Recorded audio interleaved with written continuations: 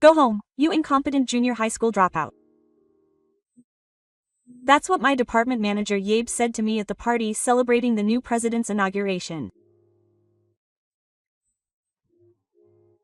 Yabe is always sarcastic towards me, and lately he's been especially hard on me, forcing me to do unreasonable work and working overtime. What's more, I was supposed to be at the party today. My seat had been abandoned outside. Hearing Yabe's words, I couldn't take it anymore. But if I made a fuss now, I'd be playing into Yabe's hands. I spoke, trying my best to remain calm. Okay. And so I left the venue with a nonchalant expression. Immediately after that, a succession of high-class people pulled up in front of me. The people who got out of their cars spoke to me with smiles, but Yabe was shocked when he saw what was happening. And when he found out about my relationship with these people, he ended up regretting his words. My name is Onoda Hitoshi. I'm 36 this year. I work at a local manufacturer, and my position is section chief. I'm a little early for the age to be a section manager, but otherwise I'm just an ordinary person. I'm not particularly good at my job, and I'm not what you'd call an elite. That's why I try to put in more effort than anyone else. I've been with this company for about 14 years now, and I enjoy my work. However, there's something I just can't accept.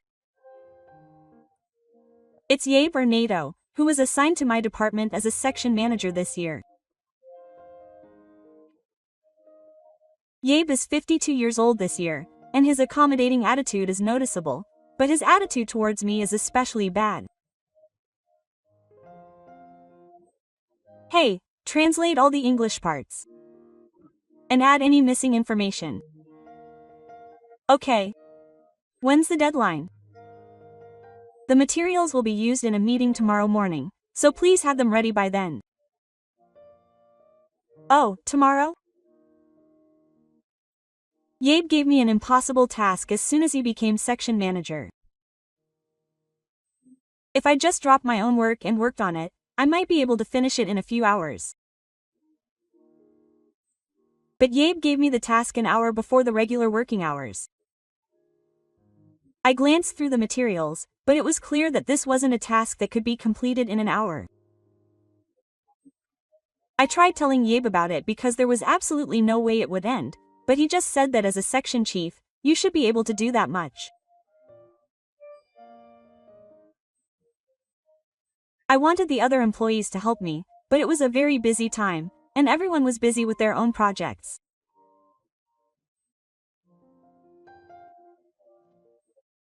In the end, I couldn't ask anyone for help, and I ended up working overtime until the last train that day. As I silently followed Yabe's instructions, I realized that he was the only one making such unreasonable demands. He was just as rude to the other employees, but he never gave me unreasonable work or assigned me to work during unreasonable farming seasons. I was curious as to why he was doing this, so I decided to ask Yabe directly. Section Chief Yabe, why do you only give me unreasonable work? I thought it was a very direct question, but there was no point in beating around the bush. Besides, the employees in my department had gone out drinking that day, so I figured that if he had been drinking, I would get an honest answer. As I waited for the answer to my question, Yabe suddenly started laughing out loud. Haha, you don't realize it? That you're incompetent.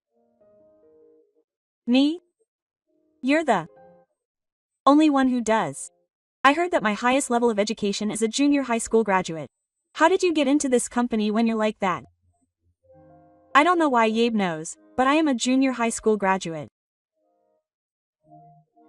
There are various reasons why I'm a junior high school graduate, and it's not something I should tell anyone, so I haven't told anyone. From the way Yabe talked earlier, it seems that I was unreasonably forced to do work because I am a junior high school graduate.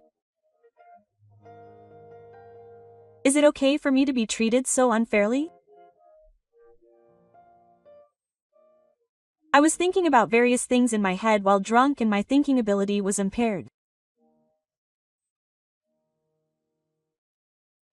Did Yabe find me funny? He laughed even louder. The day after the drinking party, my usual daily routine began again. The only thing that was a little different from before was that he would call me a junior high school graduate. At first, I managed to endure it, but when I thought that the same days would continue forever, my mental state became depressed. Recently, Yabe's sarcasm and insults had been stressing me out, and I had been experiencing dizziness in my body and had trouble sleeping at night.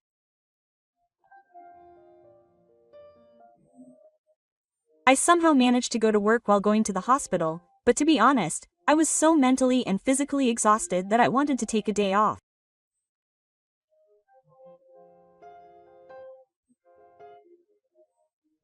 Still, as the head of the hospital, I had some work to do, and I felt bad for my subordinates if I took a day off.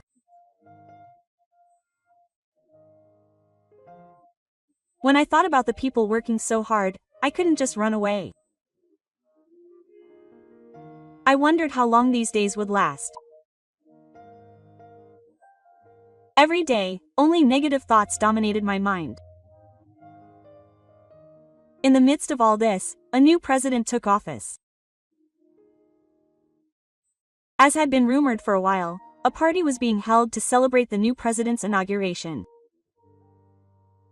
It seems that the new president is not very good at speaking out publicly, and he doesn't usually show his face. However, he was going to show up at this party, and the employees were wondering what kind of person he was. I'm looking forward to this inauguration party. Why, yes. Are you planning to come too? You've really become a big shot if you're going to attend a party. Yabe says things like this even though all the employees are invited to parties other than the one for the new president's inauguration. He's probably just saying mean things to get me down. At first, I thought about not going, but I couldn't let Yabe have his way any longer. I confidently decided to attend the celebration party. And on the day of the party, I arrived at the venue just in time. The employees had already gathered one after another to end the party, and were sitting in their pre-assigned seats. I also looked for my seat using the seating chart that had been distributed. Unfortunately, I ended up sitting next to Yabe, but I couldn't imagine causing any trouble at such a large party.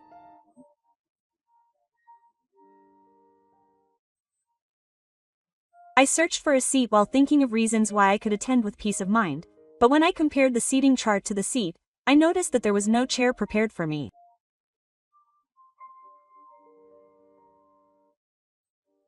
There was clearly a hole where the chair was missing.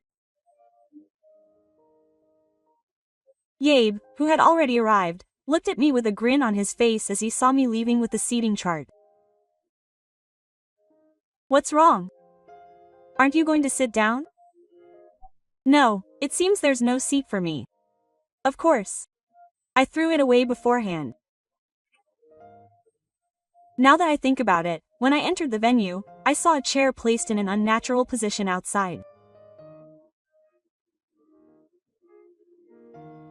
It had fallen over, so I thought it might have been due to the wind, but it seems that the department had thrown that chair away. Is that so? Well then, I'm off. I told Yabe that and tried to leave, but someone called out to me from behind.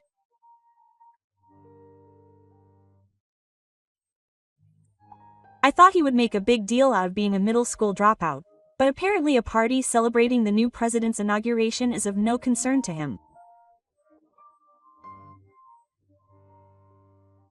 It seems that several people have noticed the commotion, and Yabe is probably seen as a troublesome department head. No one is stopping him. If I'm going to be treated so unfairly, then maybe I should just go home. Thinking that, I said to Yabe, okay. I'll do as you say and go home. Quote, I see. So you've finally admitted that you're a middle school dropout and an incompetent. Yabe thought I had declared defeat and said those words to me. As I grabbed the bag and tried to leave, Yabe added insult to injury by saying this. It must be lonely walking home alone, so I'll walk you to the entrance. He said that as he followed me. This is annoying. My mind was filled with the desire to get away from Yabe.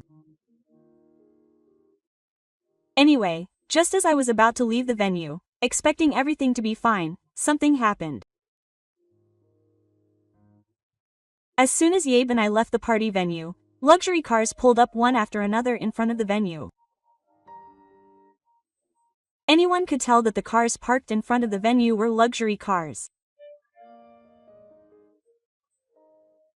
Among them was a man in black rims who stood out, and as we left, the door opened.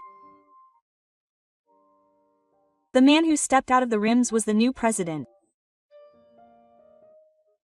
He was dressed in a neat suit, with a stylish tie, shoes, and a watch. Since he doesn't come out in public very often, few people know that the new president is a man who likes to be seen. When he looked at Yabe, he seemed to be fascinated by his smart posture. As soon as the new president saw us, he suddenly smiled and came running over to us. It's been a while, Tate. How have you been? Are you eating properly? I'm 36 years old, so don't treat me like a child. I take good care of my health. Yabe's eyes widened as he watched me and the new president talk. What kind of relationship does the new president have with Onoda? Yes. That guy is my son. Didn't you tell anyone? Yabe looked like he couldn't believe what the new president had said. Yes, to tell the truth, the new president and I are father and son. The new president's name is Onoda Yusuke. President Zen is my grandfather, and since he decided to retire, my father took over the company.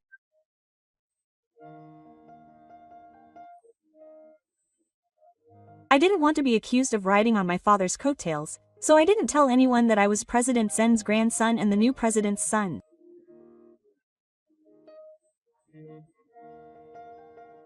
However, since we have the same last name, some people might have noticed. At least Yabe didn't seem to have noticed at all. Son? So, Onoda will eventually become president? It hasn't been officially decided yet, but if things continue like this, I think he will eventually. Is that even possible? Apparently, my father sensed something from the way we were acting. He seemed to be staring at Boo's face, thinking about what to say.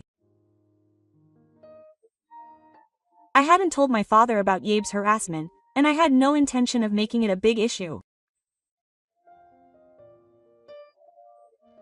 Could it be that he had something to say? But there was no other option than for my father to ask me about it. My father has always known everything I was thinking. To tell the truth, I get harassed by manager Yabe every day. At that moment, I noticed my father's face twitch for a moment. Yabe was looking down so I couldn't see his expression, but he was clenching his fists and shaking slightly. There's a chair over there. Apparently he threw it out because he was harassing me. He told me to go home, a useless middle school dropout. I see. Just to confirm, is what you just said true? My father turned to the department and asked. The secretaries and polite people who had been with my father were lined up around him, and that alone was quite intimidating.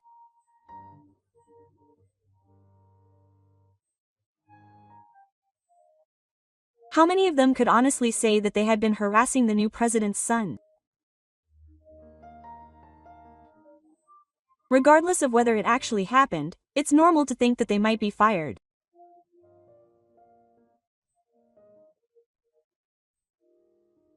Yabe in particular was the type who would flirt with people below him but flatter those above him.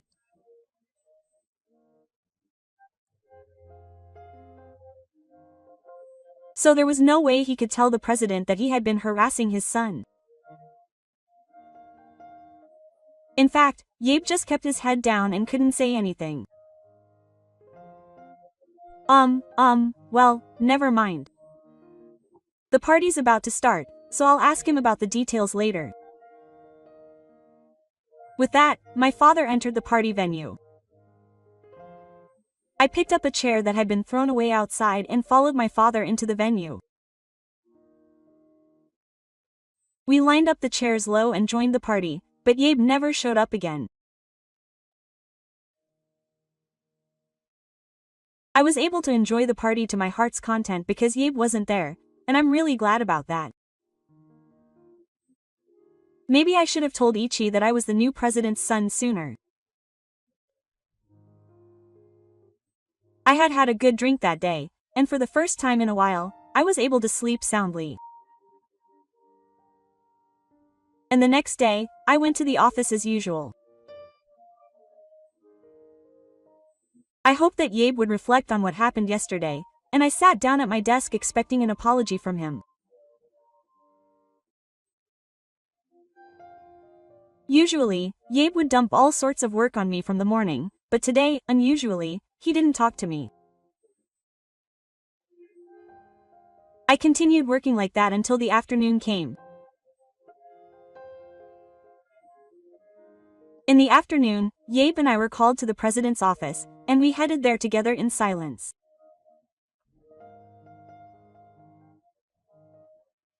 So why were you harassing Tate?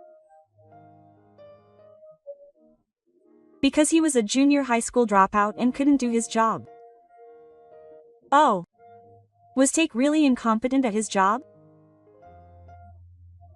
He did what he was told and sometimes worked overtime to finish his work. After looking thoughtful, my father asked Tate this question. By the way, do you know why Tate is a junior high school dropout? No, I don't. After hearing Yabe's answer, my father began to tell me the reason why I was a junior high school dropout. First, I had an older brother who was about 10 years older than me. My brother was kind to me and I liked him too. However, a while after he graduated from university, my brother said he was going overseas. I didn't want to be separated from my brother, so I said I was going overseas, but he told me to at least finish high school before coming. My father also told me that he couldn't let me go until I graduated from high school, so I reluctantly gave up. In the end, only my brother went overseas.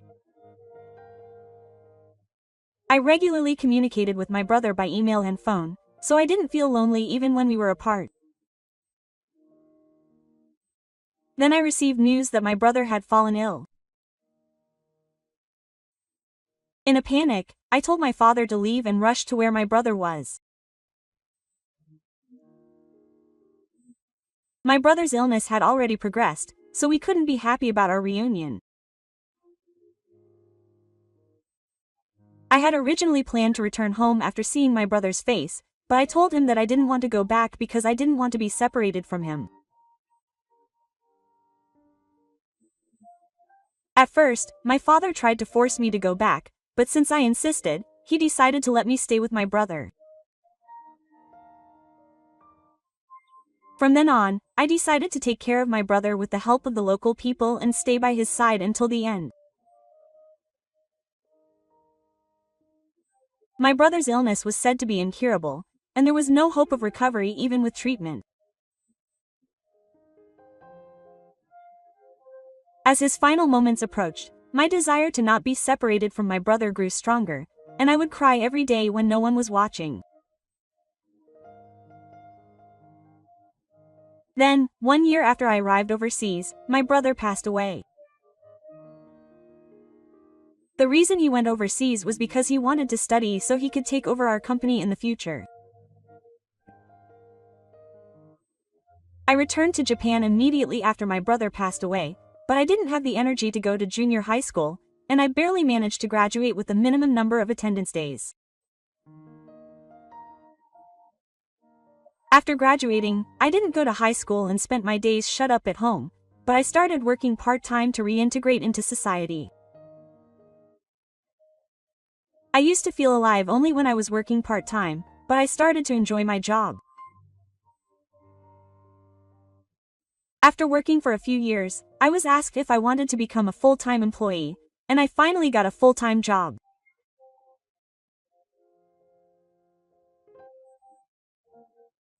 Having fully reintegrated into society, I began to regain my confidence and wanted to pursue my brother's dream. And now, I work as a regular employee at a company, and I hope to become someone who can lead the company in the future. Yabe listened to this conversation in silence, but when I glanced over, it seemed he was crying. I had no idea that had happened.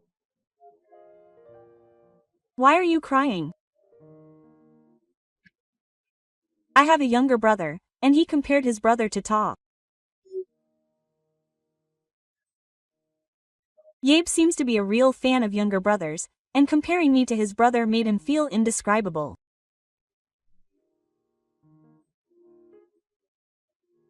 He added that if his younger brother were to be treated the same way as me, he wouldn't be able to bear the thought of being harassed by his boss. I thought he had a kind heart, but he has a surprising side to him. I thought of this as I looked at Yabe's crying face. Afterwards, seeing that Yabe had shown signs of remorse, my father told him that he would forgive him just this once. Seeing Yabe so depressed, I felt that I had no choice but to forgive him. Yabe seemed to think that he would not be forgiven, and was relieved after hearing my father and me say that. He added that he would make sure that this would not happen again, and left the president's office. Since then, Yabe has stopped pushing unreasonable work onto me, or giving me tasks that are clearly impossible to finish. He still speaks in a condescending manner, but he divides the work evenly among us, and sometimes helps out when there is work that cannot be finished. At first, I couldn't get used to Yabe's behavior like this, but after about half a year, I think it had become normal.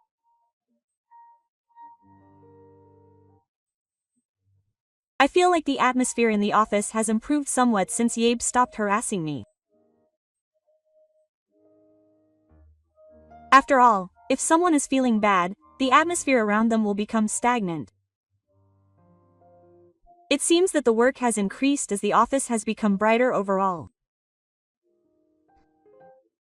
After all, if there is an easy-to-work environment, it makes you want to work harder. I vowed to myself that if I were to become president in the future, I would create a proper environment where all employees could work comfortably. And if there were any employees who were being harassed like me, I would do my utmost to protect them. Several years have passed since then, and I have been promoted to section manager. Yabe is still the section manager, but there is one thing that has changed from before. That is, the distance between Yabe and I has gotten closer. Before, we only talked about things that were necessary for work, but now we talk about personal matters as well. We also sometimes go out for dinner after work, and when something happens, I ask him for advice. This trouble wasn't Oda's fault, so he should just be honest. That's true, but the soothing pressure from the client was so strong that I decided to join the next discussion.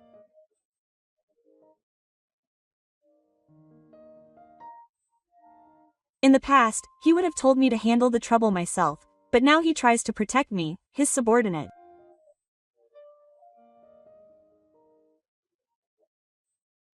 He said that he saw me as a younger brother, so I guess he still sees me as a younger brother.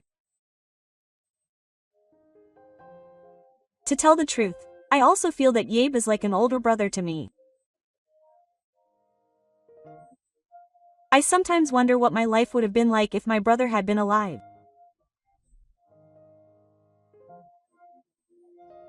Relationships with people can sometimes improve with a small incident, and there are many cases where relationships end if you act wrongly.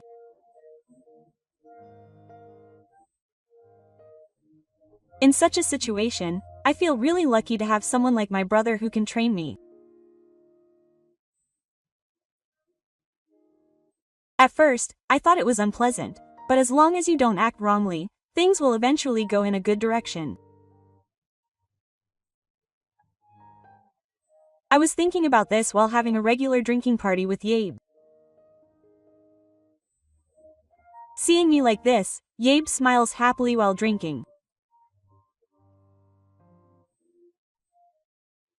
I learned a lesson from this incident that it is important to respond calmly to everything and take things seriously. I still have a long life ahead of me, but I want to live my life with this teaching in mind.